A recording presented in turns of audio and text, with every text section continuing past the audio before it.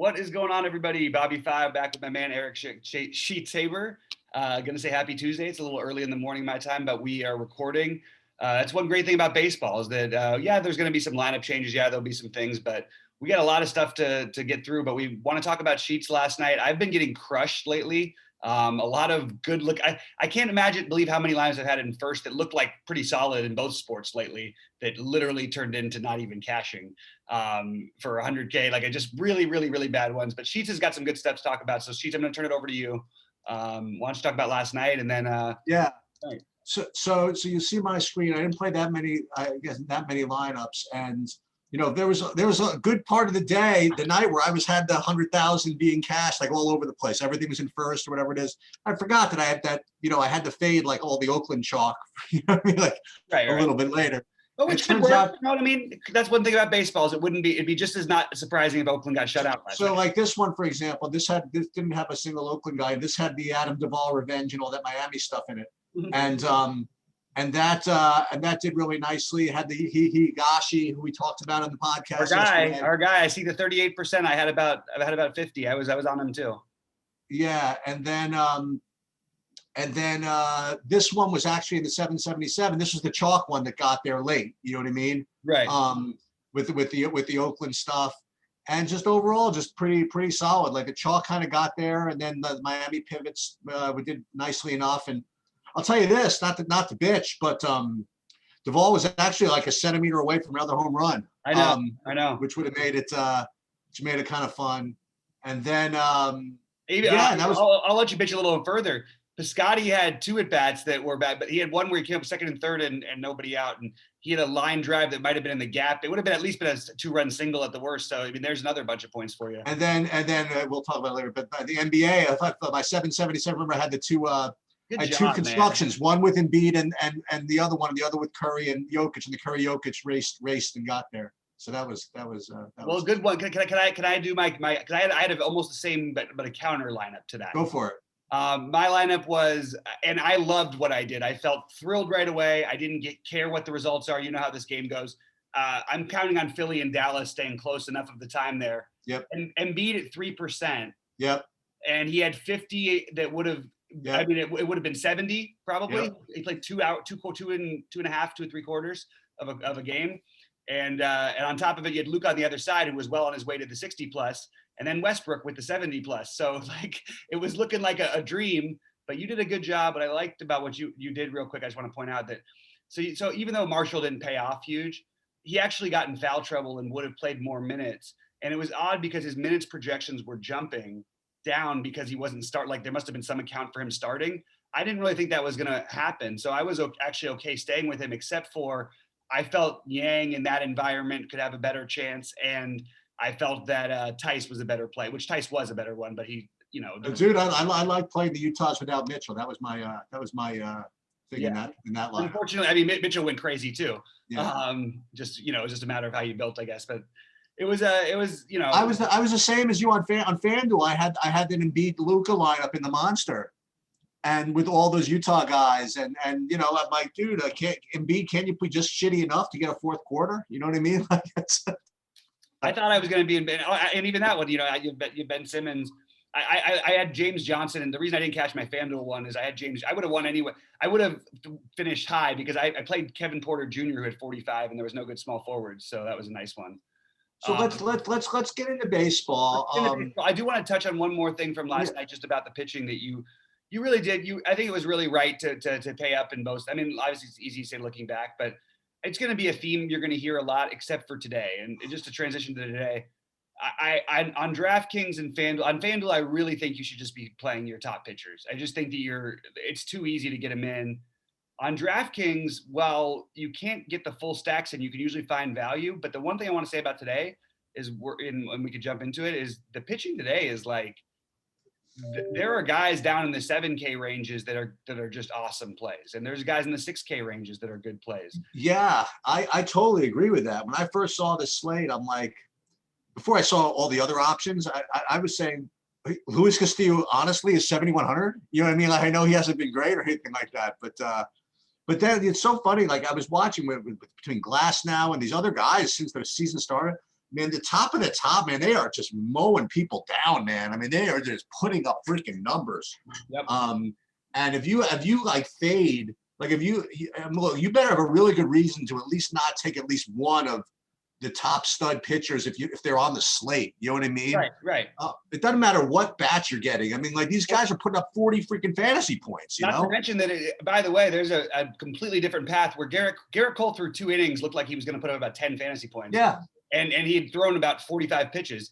If he continues the way he does the rest of the game or anything even close to it, you got him at 45 also. Yeah. So, you know what I mean? So you're just giving up a lot. But the only thing is there are certain slates like today's where these 7,500 pitchers could, with the Woodruffs, for example, or Castillos, or even if you want to, you know, I like a stack against this guy too, but Gausman, it's a lot. It's very weird. It also, these kind of slates, to me, lend themselves to maybe not fully stacking as hard on DraftKings as always. I know I say that on certain slates, but just when you have a lot of good pitchers out there, maybe you could say take the other argument and say, well, somebody gets roughed up, you could go after that guy. You know what I mean?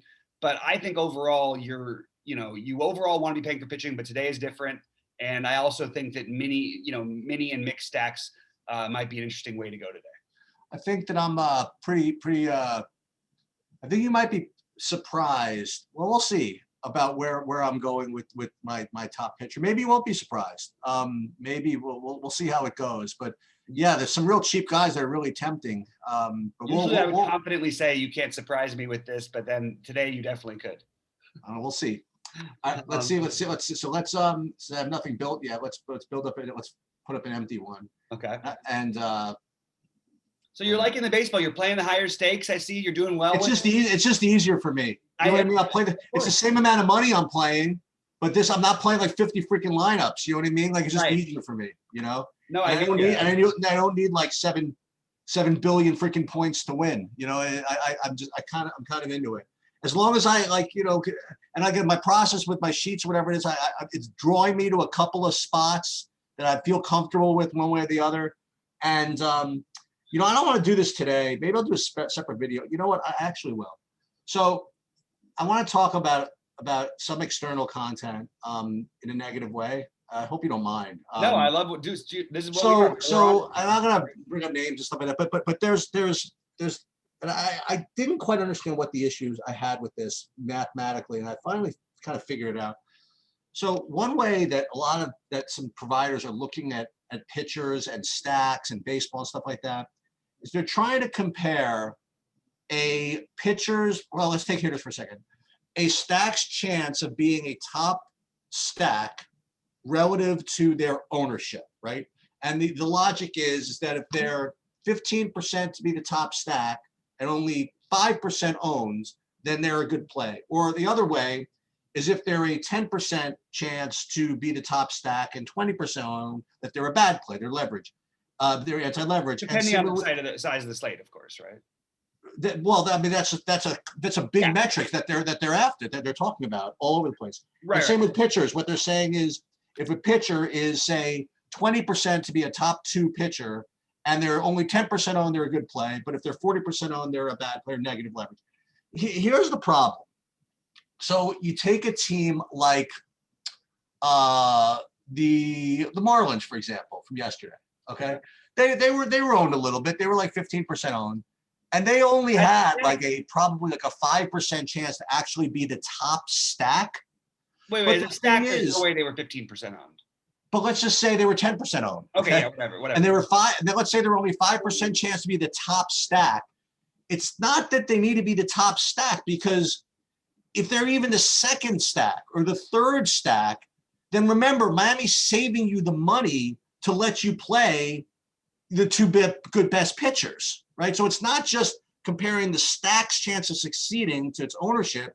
You got to take the lineup as a whole. Like, let's just say like the Yankees, for example, they're saying, okay, they were let's say they were a 20% chance to be the top stack because they had great hitters, but they were only 10% owned, so they're good leverage. But that's not the point, because you couldn't play the Yankees anyway. You know what I mean? Like, even if the Yankees were let's say that I told you 2 things. I told you the Yankees were going to be the top stack by like 1 point over Miami, who's going to be not the top stack. But the lineups with Miami in it would have won because would have had the top pitchers. Where Right. the Yankees couldn't have won because they would not have had the top pitchers. You got to take like the lineups as a whole. Yeah, I want to add to that. It's a great point you're making. And first of all, I love the energy. Sheets is whenever he's fired up about a point, and it's always going to do something with math. I totally am with you on this. The thing that I think people miss out on is you're not looking for the team that is necessarily going to score the most runs. You want the team to score the most fantasy points, which is why top stacks even mean different things. Like let's say Atlanta went out and scored 10 runs. Miami. If Miami scores 10 runs and the Yankees score 7, I will take the Yankees 7 in terms of how many fantasy points they give me over Miami's 10, because there's more power in the lineup as a whole. Anyway, you also just you just did very well in a tournament the other day, and you had a 5-man stack that scored 3 runs. You had 3 solo home runs and 2 guys with doubles, and I think maybe a stolen base or something like that. Right. So you don't need top stacks is a very misleading thing. You're not, of course, trying to get the most runs, and it's of course hard to predict power. But when you have overall things like that, that's another part that's a little different. But I hear what you're saying. You can't get them in like that. Anyway, sorry. But even the point, even if you were going to sign, here's an extreme. Okay, so this slate doesn't exist, but let's just say it is today. Let's say that I don't know, the Angels, whatever. You think that they're going to be the top scoring, top fantasy points, top all of it. But every guy on the team is 8K. Okay? They're not going to be. But let's say everybody on the team is 8K. So you can't even play them. But what these leverage scores are going to show is, boy, they're probably like 40% to be the top stack, and they're only going to be 5% owned. So you should find a way to play them. Okay, that's not really helpful. You know what I mean? Because the rest of your lineup becomes a freaking horror show. You got to combine the pitchers with the hitting to make all this stuff work. So I'll have more on this. I might do a whole other video on this. I love what you're talking about. We'll keep talking about it, but I think that is a really good point. And looking at it so basically from other perspective, while it might help an average guy trying to build his first lineup, it's not going to be helpful in the long run to the extent that they make it seem like it will be. All right, you want to start off with Yankees in Toronto? Yeah, so Yankees in Toronto, I didn't get to much of this, with the exception, I think I like Toronto maybe a little bit on FanDuel from the hitting perspective. I didn't get to either pitcher, and I really didn't get to any of the hitting, just to cut right to the chase. I mean, you can get into all the whys and whatever. We had 100 games, and I just really don't have any interest in this game. Tons of opportunity, good hitters park. I mean, look, I know it's been a small sample size, but I'm not going. They haven't been hitting, obviously, but that, I mean, the way the park is shaped, the way that the ball carries, that it's warmer in Florida, all that stuff. I think that if I'm max entering, which I tried to do yesterday, but by the way, that didn't work either because they sold out. That 762 sold out in oh my God, literally 5 hours in advance. So I think that if you're max entering today, I would literally have as high as 10% of Yankees 3-man and 4-man max. And Ryu is really good. So this doesn't seem right, but this is like an everyday thing. And I'm going to mention it when we get to Atlanta, that the Yankees, when you get and it's not that Ryu he's a close to about average-ish strikeout lefty, a little bit above if you compare him to the whole league, because there's a lot of bad pitchers out there. But if you just take a guy, any sort of lefty that's not a really high strikeout lefty against this Yankees team, it just seems like a recipe for a couple home runs at least, and maybe a potential blow-up spot. This is a tough lineup to face. I know they struggled last night. Ryu, I just think that there's enough power upside here. And I would say that Judge and Stanton are obviously the 2 guys you'd want the most, along with whoever's catching. And of course, if for whatever reason, which it's not going to happen, but if Higashikawa was ever catching again, I think he's playing him. No, he gets in there, gets his 30 fantasy points, and gets out. No, but you know what they might do is I do think you're going to see him and Sanchez trading off DHing a little bit, because there are some other spots in that lineup they can address and play stand in the outfield. Anyway, but yeah, I'm not too interested in either pitchers or hitters. I like both. I like the pitchers a little bit too much, but wouldn't surprise me if the Blue Jays or Yankees had a nice day. Okay. With Texas and Tampa. So this is a weird take I have, I guess. Again, this is just based on the numbers I have of now and ownership as of now and all this stuff. So with respect to the hitting, first, just because it's the way I'm going to do it, is I actually have Tampa rated as my second kind of my favorite stack on FanDuel of all things. Where DraftKings not as much, and on the FanDuel side, I like the Lau, Meadows, Yoshi, and I actually either have a Dames or a Rosarina. It depends on how you want to rank them. And then pitching, really bizarre. I really didn't expect this, but and this is again, I got to slap myself about this. So I have one big spend up I want to play on FanDuel pitching, but for whatever reason, I'm getting Yarborough as like this my next best pitcher on FanDuel.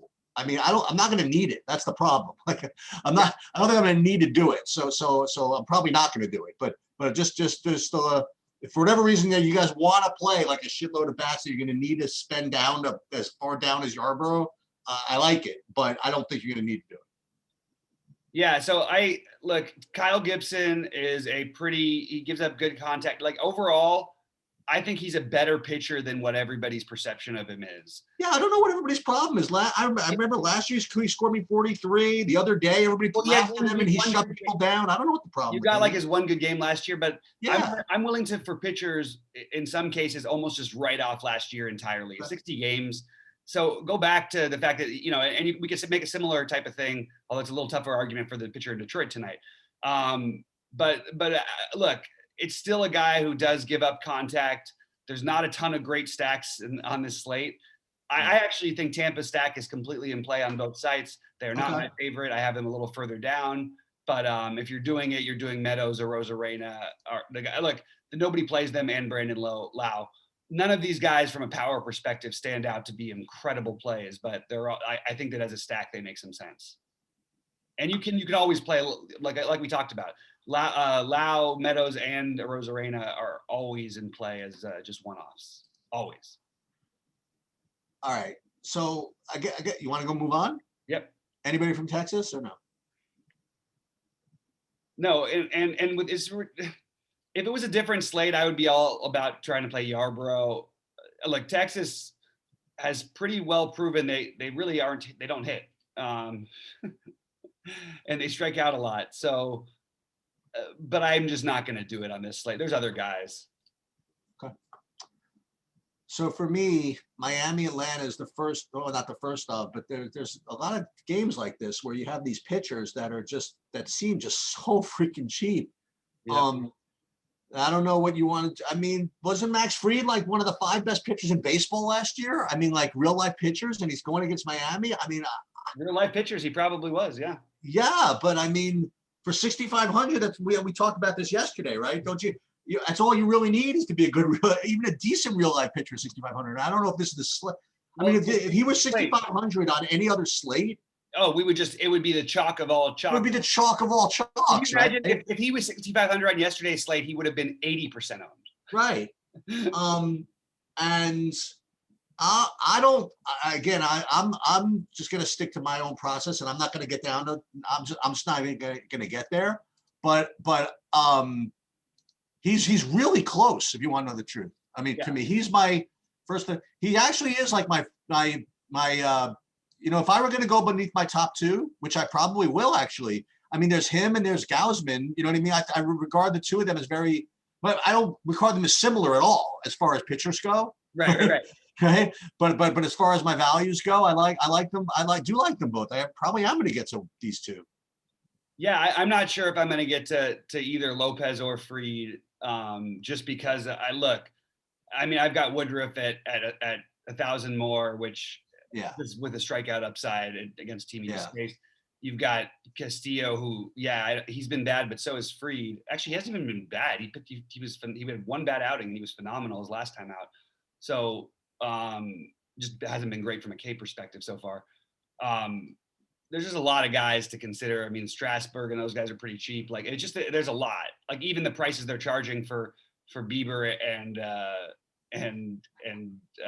Bauer, those are good. Like, I don't know. I just can't quite get to it. On the other hand, I don't want to take any of the Miami bats.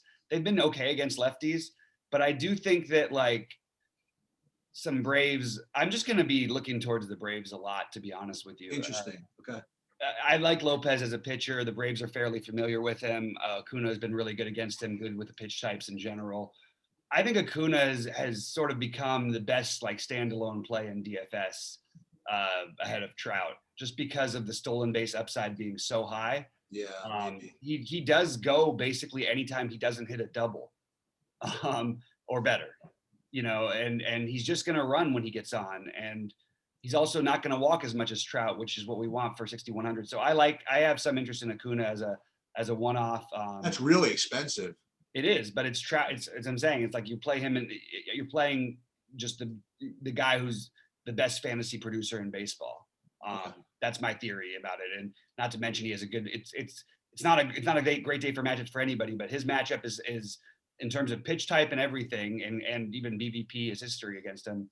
I like him against Lopez a little bit, but in the end, will I end up using a 6,100 one-off? Probably not, but I'm definitely considering it because I'm willing to spend down at pitcher, and yeah, that's where I'm at.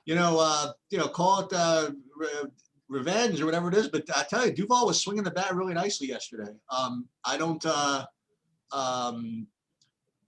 if I'm going to go back to Miami today. They're not going to quite get there for me. But I think that if like this is one of those things where I would want this would be one where if Fried were chalky somehow, then I'd probably take a shot, maybe at some Miamis. But I'm just not going to probably play enough to get to the Miamis. One thing I'll say about Fried, he almost never gives up home runs, by the way. Just want to throw that out there. Well, it's fine because Miami usually doesn't hit them. So there you go. Boom. Yeah. Chicago, Milwaukee. Yeah, I think that Brandon Woodruff is one of the best plays in the slate, and it does worry me going against the team you just dominated, 5 days ago. The Cubs don't look like they can hit right now, and they are striking out a ton. And yeah, that'll change, but it's not going to change necessarily drastically. And Woodruff is legit in terms of quality, probably one of the better. I would put him, honestly, if you just ignored price, he might be fourth. He'd probably be fourth on this pitching thing, or close. He and Strasburg would be close for their early season form. And maybe he's just behind Strasburg, but he's right there, and he's just too cheap. You like Hendricks at all? I don't think you could do it on this slate with these guys. He's not a high strikeout guy. We like to play him with the wind blowing. So here's the thing I think that we need to talk about. So I want to compare this to yesterday a little bit. Yeah. I mean, it's a lot more. I mean, this is a bigger slate. It seems like a bigger slate, at least. A lot more choices. So like yesterday, I really felt as though, Peralta was the standout SP2, but I was willing, and we talked about this. I was willing to take some pivot shots of other guys. We talked about Bassett, Azalea. Forgot there was another guy, Inoa, who I didn't play, by the way, that other people did. That all those really guys well. were good. Yeah, they were good. Oh, except for Bassett wasn't very good, but he wasn't that. One pitch away from. But the point is, I felt as though I had to squint to find those pivots because of the Peralta had those strikeouts in him, possibly. Mm-hmm. I feel as though today the pivots are just like a little easier to get. You know what I mean? Like I don't think Woodruff it's tough to pivot off of Woodruff if he becomes chalky as it was yesterday. So like, for example, you could make a case for we can talk about, Gausman, Castillo, Yarborough. I mean, like these guys are close. I mean, maybe not, but Woodruff I still think is kind of a standout, but they're just a sheer number of guys underneath him as far as values go that make him not as, you could pivot off him. He is definitely, easily. Yeah. He's my SP2, for my first, if I play 10 lineups, he'll probably be in 6. You know what I mean? That's probably how I'll end up going. And I really like him a lot. And I don't like Hendricks either. Yeah. I like him, but I'm just not today. I also don't have any interest in the bats on either side, particularly. 0. All right. Move on. Yeah, I do think just in terms of Woodruff, if they bring the best lineup, and you get Yelich back in there, I don't know whether he will be, but that's another thing I'm considering. Like if it's the same lineup they rolled out there yesterday, you like Woodruff then is even harder to fade because it was a pretty ugly lineup that they put out there. But Yelich is, I'm sorry, I got it mixed up there.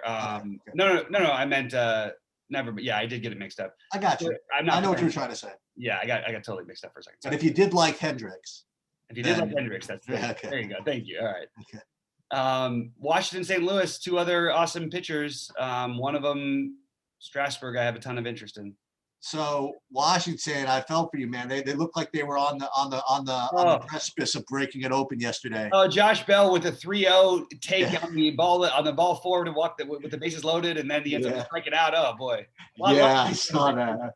I felt for you on that because I knew you had them. Yeah. And I had them some too. So yeah, I'm good at 50% Bell. I mean, throughout my lineups. Yeah. And he's still other things. So yeah, was that same inning? Yeah, there was one of them base loaded, nobody out. They got nothing. Oh, that was like every inning for them. It was literally like every inning. It was like, how is Gant still in the game? Because they just kept getting hits. Anyway, it was frustrating. I have Strasburg fine. I don't have him as a top play. Okay. But I have him okay. And I don't have and I have Flaherty rated high. Guy scares the crap out of me. I mean, I played him in like a 1-game slate last week, and he scared the crap out of me. He took every freaking count to 3 balls. I was very nervous playing him. And you know, he's definitely in my top 10, whatever it is. And if I have to, I'm going to play him. I'd really rather not. Yeah, I'm not really getting the much Flaherty, but there's always tremendous upside, so I'm going to mention him. But I'm surprised you're not a little bit higher on Strasburg.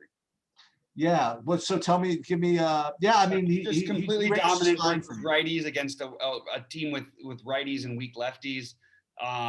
The run total even feels a little bit high through 85 pitches in his first start last week.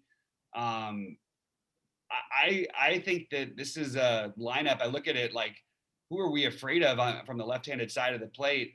You've got Edman, who's he's a switch. He's 40, whatever.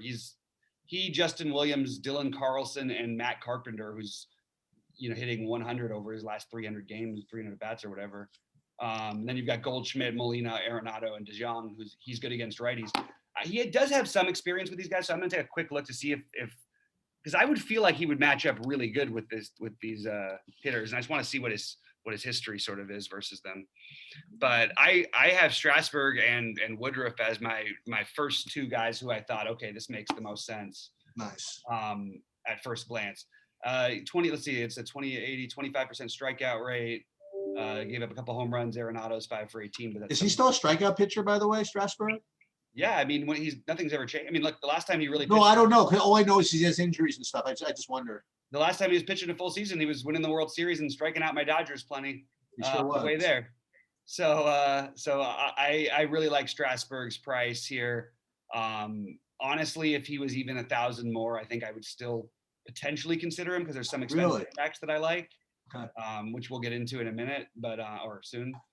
But I really like Strasburg, and I mean, look, I could also make a very good argument to just say F it and play Bieber and Bauer on this slate.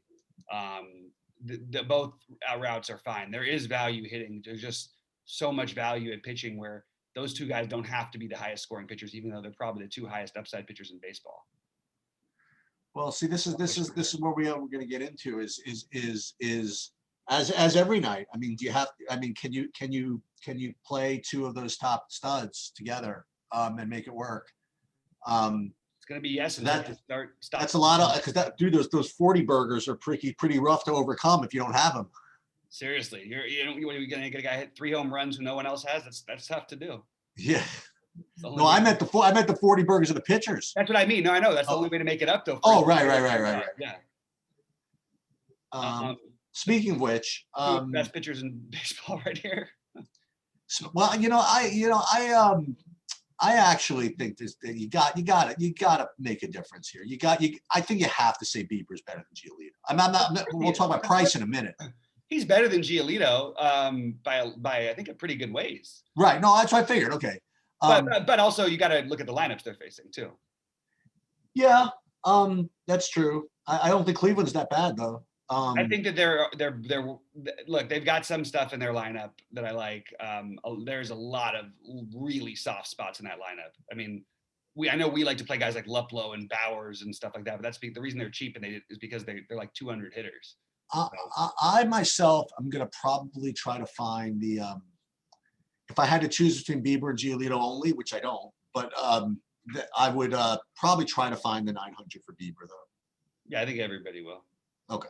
He's going to be more popular, right? I mean, I can't imagine how he's not. Like, I really can't.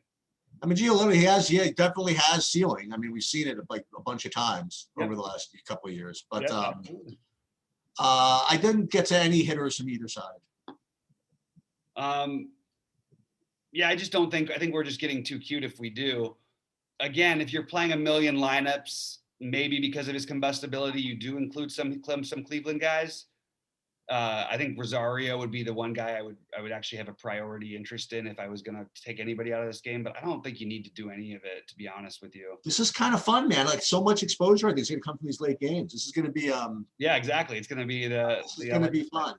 But yeah, so Bieber is currently my second pitcher on FanDuel, and I don't know where he's going to end up on DraftKings because I like a lot of these cheap guys, but I do think you can try to get back. If I play him, I'd like to play him with Bauer and just go maximum upside.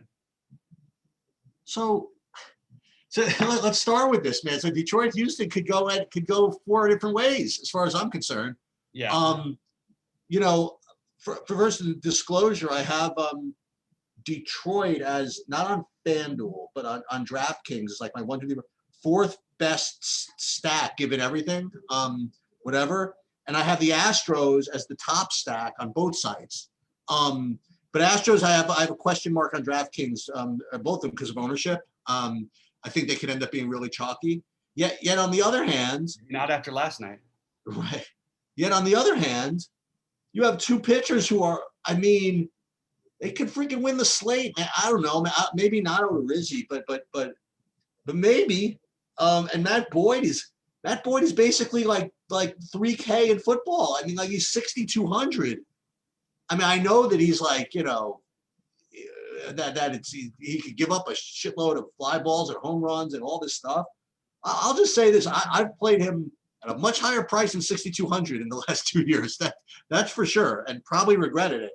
But is he just another one of these guys like that you gotta just kind of throw in if you're playing a bunch of lineups? Like you said, Astros have not exactly been lighting up the ball. Now again, it's still the Astros, you know. So I don't know what I really think you can go any of 4 ways. I think can you play Odorizzi? Maybe not, but yeah, maybe, and then maybe Boyd, and then both offenses. I don't know what I'm going to do here, honestly. So I mean, in general, I'm always the guy playing Matt Boyd when no one else seems to want to, but this doesn't seem like the right thing. Sure. Like I like Matt Boyd and his upside in general, but also you got to get the strikeouts against this Houston team, and you get the lefty righty splits after a bad night. I just feel like this is a great bounce back spot for Houston, and I like Houston's stack a ton. It's interesting because that, you know, if you stack up Houston on DraftKings the way that you would want to, you don't get to pay up for those pitchers. That's right. You get stuck in a different build, but at the same time, the other guy, there are options in that range. You know, we mentioned using a guy like potentially low owned. Well, one guy I would consider if I was using a Houston stack would be like a low owned Freed a little bit, because it just is, I think he's going to end up being lower owned. Just get a low owned. You'd want to try and find some low owned pitching if you're going to stack the Houston stuff completely. Yep. That's all I would say. And I do think that Houston, including the lefties, are fine. Brantley's a little bit expensive, but for what he, you know, for him, but I love Brantley in general. I would have Bregman number 1, Altuve number 2, I guess Correa, Brantley, Alvarez, somewhere in that, something like that. Yeah, as far as what I got all my one offs from this game. I like Gurriel. I like Altuve is my top second baseman. I don't like Gurriel as a one-off. Okay. Just because, I mean, just overall, you don't want to have too many hard rules, but in general, playing the guy who doesn't have the power at first base doesn't. You're right. You're right. At a reasonable price. And you like any of this Detroit business or no? That's weird. I don't. No, sorry. I do like the Detroit side of this actually, and I think that that's what you could do if you're going to go lower at pitching. I'm sorry, higher at pitching. Yeah. The problem I have here is I don't love any of the bats actually all that much. No. Renato Nunez, I should have known he hit a home run after I was saying we're not going to play him yesterday. We talked about that, right? And the Yeah. Nunez. Sorry about that one. I mean, he was batting 7th against Greinke. I didn't expect that to happen. I didn't expect them to be the second best stack of the night. It's going to be interesting to see even how you do it. Like, you know, Ramos has been great, so he's obvious if he's assuming he's in the lineup. Scope is okay. Scope, he's been really bad, but he's, you know, overall. And then Nunez obviously would be one of them. I guess Goodrum would be the other one. It's not the most. Although the other one is Grossman if he plays, right? Yeah, or Grossman too. But I like Nunez. I mean, Nunez would be higher up, but if you're going to stack Detroit because the powers. Grossman, another guy without much power. Okay. But yeah, I can get behind it. I mean, look, this is a harder day to love stacks. Yep. Want to move on? Yeah, I think we've got a viable one here.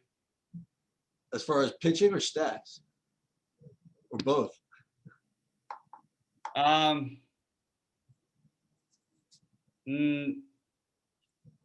don't have interest in both. I do have interest in I like Bundy, but I don't think I'm going to end up doing it today, even though it's a great matchup and everything. It's just the other pitchers. But I may end up with a little bit of him because he's had 2 tough matchups. He's looked pretty good. He's got great strikeout stuff. The Royals are nothing to be afraid of. But I'm siding more with the Angels here. Yep. And I like them especially on FanDuel. I have a lot of Dodger Angel stacks on FanDuel. Yeah, I like them on. I like the Angels on DraftKings as well. The other thing I would mention is my actually 5th favorite. For what it's worth, my 5th favorite DK stack, given everything, is actually KC. So I agree that Bundy's always a good upside play, but I do like the KC guys as well. So I like my guys I have listed are Dozier, Santana, Soler, Benintendi, and Isabel. Okay. Just throwing it in there. So yeah, it's interesting. I am not getting to any. Look, you have a pitcher that blows up sometimes historically, so to have no interest is probably a mistake. And he does get it over the plate. He gives up home runs. I do think actually. Who did you say? I didn't hear all the guys you said, but Soler. I had Soler, Benintendi, Santana, Dozier, and Isabel was my 5th, but whatever. Yeah, Soler especially stands out to me as being a really good option. Okay.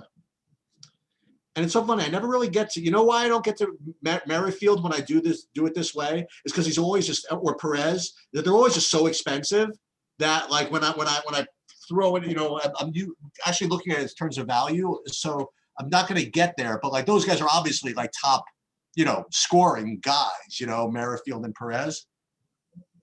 Yeah. Okay, you want a motor? Yep, let's do it.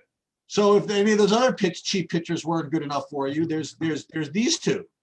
I mean, there's Gausman and Castillo, and it's really difficult to argue with playing either of them.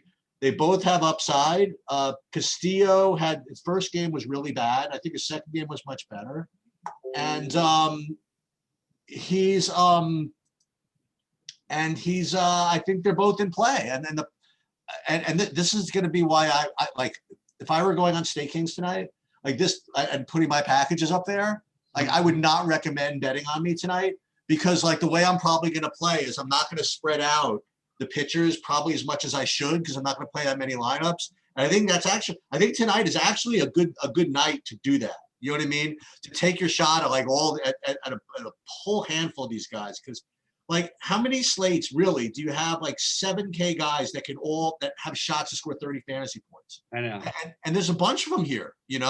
So I think that both these guys are in play, and just again, a full disclosure, just all the way at the bottom of my FanDuel stacks, my 5th favorite FanDuel stack is actually San Francisco. So just we'll take that with a grain of salt and put that, and that would be Dickerson, Belt. Yaz, and can't even read the name of the other guy. LaStella. Yeah. So I like a Cincy stack here. Okay.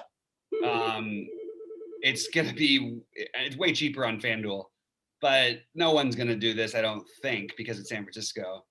And I just think that they're hot. They're a really good offense, and people don't seem to realize it yet. So I don't know. I definitely have interest in more Castillo than Gausman, but I have a little bit of interest in both, and I'm just deciding whether or not I want to spend that far down.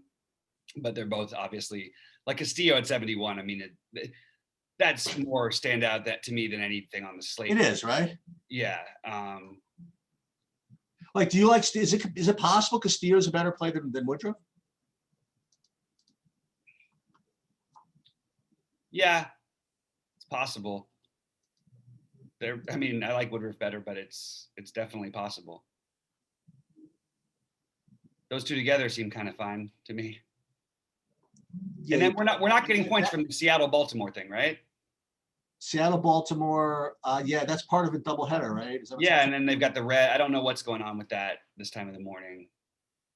So I think it's off. I think it's just out. We're out. So we go to Colorado, Los Angeles, and I would like to say that last time Bieber was against Bauer, I remember we could play back this conversation. I was saying that I think that you could almost make a case for Bauer is like as good as Bieber, but really not quite. And you're like, dude, I don't know what you're talking about. I think you could say the opposite. I think you could maybe make a case that Bieber is as good as Bauer, but maybe not. Why do you think Bieber's so much better than Bauer?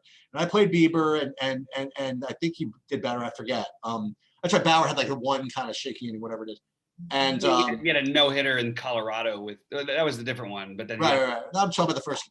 And so one, yeah. I was going into this slate, I didn't know what I was going to do, but the way my numbers are pulling out for me, it's like really not close. I mean, I don't know whether it's we get Bobby out of his funk by playing his home team or whatever it is, but I'm just blasting Bauer in this spot.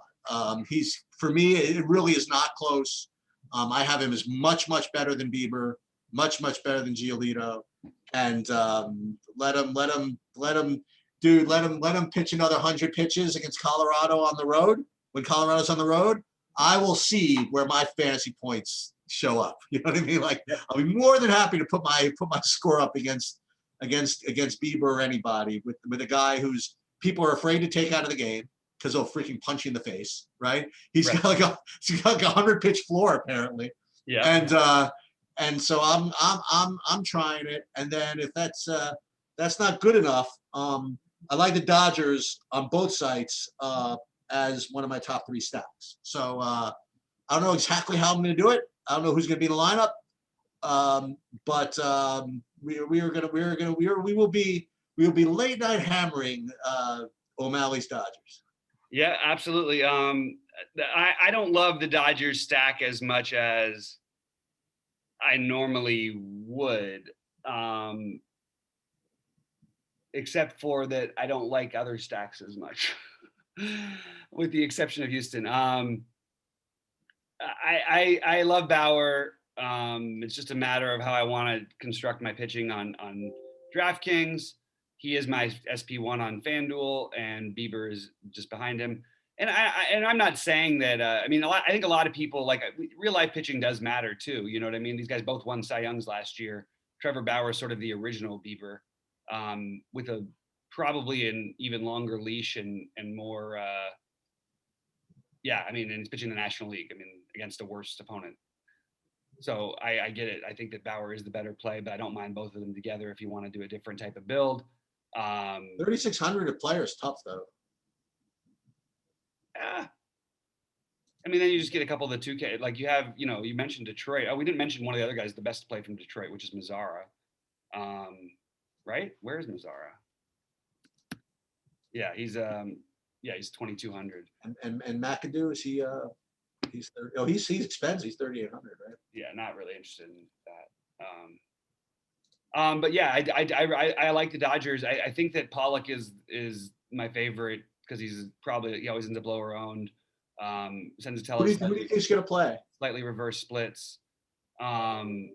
It's really anybody's guess about McKinstry versus Rios versus, but mostly I would imagine most of them, without Bellinger, I would imagine mostly the normal guys. But you think Mookie's going to play? Oh, I don't see. Yeah, I don't think that he's. I think it was just like a 1 day off thing, right? Yeah, it looks like it was just a 1 day off. Well, no, wait, that was a few days actually. My bad. Yeah. I missed the weekend, so I was a little bit off on that one. I hope these guys are in. Like, I hope I can get Rios and Lux.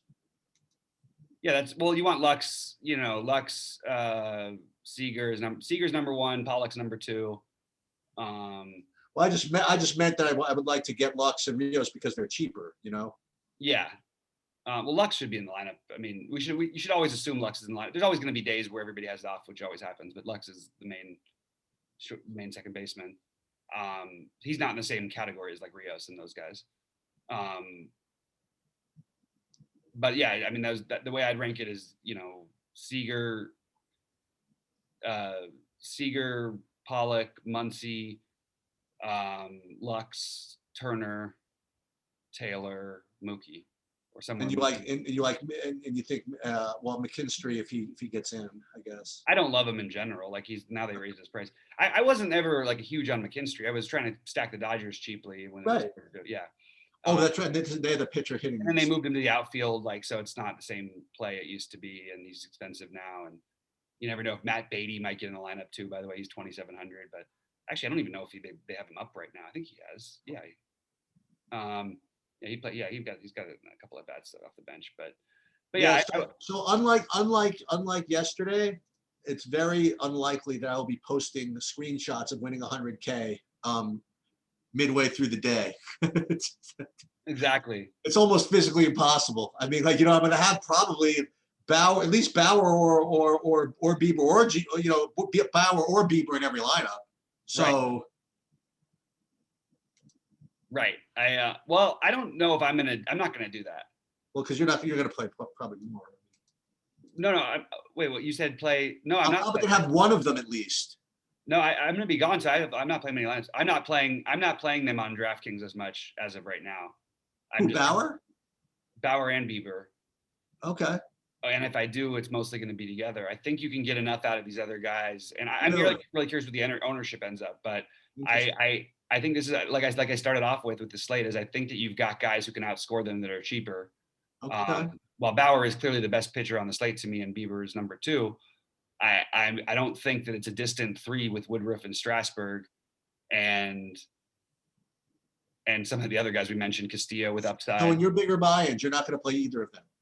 As of right now, I'm not planning on it, but I might. I mean, I may change my mind. I don't know how lineups are going to shake out, and there's some extra value provided. Maybe I can do it, but I'm definitely playing one of the 2 of them on all of my draft FanDuel lineups, and yes. I would play probably Bauer and Bieber together in a couple of my DraftKings lineups. That's interesting. So you would play them, but only together. You not only together. Just it's a better going for upside play. Like what? Then it feels kind of weird because I can get them together. So why am I trying to get cute with the other stuff? Exactly. So you'd rather play something like for example, we'll talk about your pitches again. So like Castillo and Strasburg, as opposed to say Woodruff and Bauer and Strasburg. Woodruff and Strasburg would make a lot of sense to me. Okay. But again, I may change my mind on this. This is still early enough to where I don't know for sure what I want to do. Well, another thing that's interesting that you bring up is I do think that that you shouldn't be as afraid of the Woodruff ownership. Like, let's say Woodruff looks like he's going to be 25% owner or something like that. Yeah. Because of the 25%, like so many of those are going to be paired with Bauer or Bieber. Right. That it's kind of skewed, So like if you playing Strasburg, Woodruff, then that ownership thing for Woodruff doesn't affect you. You know what I mean? Like your combination is going to be low owned. Absolutely right. Yeah, totally. You want to go over some one-offs? I went to the trouble of writing Sure. Go ahead. Start off with your guys. So my 2 catchers are Ramos and Salvador Perez. Wow, Perez all the way up. I like Ramos. Ramos, and I guess for catchers, I was mostly looking at stacks. Boy, who did I have over here? Let me grab my notes here. Sorry. Yeah, I really had them in my stacks only, which means so Will Smith would be my spend up, and Ramos in the middle, along with boy, it's really nasty today.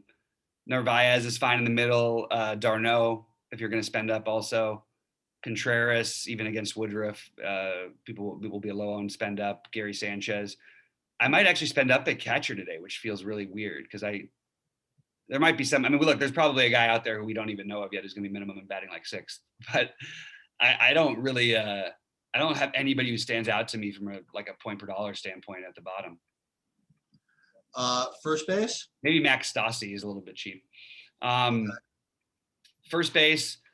Again, this is you have a lot of potential in this position. I think that your best plays are Muncy, Freeman, and probably Muncy and Freeman would be my two favorites in terms of spending up, and then spending down. Josh Bell, even still in a tougher matchup, but Flaherty can get hit. Brandon Belt would be my spend downs. First base, my spend down would be Rowdy Tellez. Not sure he's going to play. He got pulled last night because he tweaked something. Oh, okay. Hold on just 1 second. I'll take this. I'll call him right back. All right, we're back. I got to do it. No problem. So Tellez, if he doesn't play, fine. You talked me off of Gurriel as a one-off for good reason. So I guess now I'm back to Freddie Freeman. So Freddie Freeman would be my spend up. And then the spend down, I think you might have mentioned Brandon Belt at 3,300. Yeah. And then Yoshi's okay, I guess. And then you mentioned Muncy's to spend up also. So he's fine. He's good too. Yeah. Second base, Altuve, Lux, Scope, and Brandon Lau. Altuve, Scope, La Stella for me. Okay. And I might end up with a little bit of Albies. Third base, number one by far for me is Bregman. Yep. And I Turner Dodger stacks, but I still like Bregman better actually. Hunter Dozier, Austin Riley on FanDuel at 2.2. Not my favorite position today. Yeah, that's pretty much it. In addition to what you said, I'll throw in Kevin Biggio and as part of stacks, Candelario for Detroit. All right. Shortstop, it's not even close. Seager's number one. Goodrum would probably be up there for the cheapies for me. I guess this is the leaning towards Detroit a little bit here we haven't seen Odorizzi yet this year. So, but Seager's number one. And if I was going to spend up on anybody else, it'd be Correa. Nothing to add there. Seager, definitely number one. Outfield, I'll throw in a couple. I have a couple of cheapies actually. Alex Dickerson from San Francisco, Upton from the Angels, Grossman, who we mentioned before, and then another guy I mentioned before is Benintendi for KC. Cheap would be Mazzara for me. Soler too, sir. And Pollock in the middle is my favorite by far. For spend ups, I would go Acuna and Trout. I also love Justin Upton today. If you want to stack the Angels, by the way, this Lagares is 2,100. Yeah, that's true. All right, this is a Bobby slate, man. This is even though I did better the last day or so, like this is not a sheet slate. This is definitely a Bobby slate. So unfortunately, I may not be. I'm not going to be here for the live show later. I may not. Hopefully, I'm back before lineups lock, but I mostly have the late games anyway, so it's not going to matter. This is the one you're not going to be around for. Yeah, I've got a doctor's appointment. Yeah. Okay. Yeah. So yes, this is definitely the Bobby slate. So you'll be expecting him with the smiles tomorrow and me with the frowns, but that's just the way it goes sometimes. We'll see what happens. All right. Good luck, everybody. Good luck, Sheets.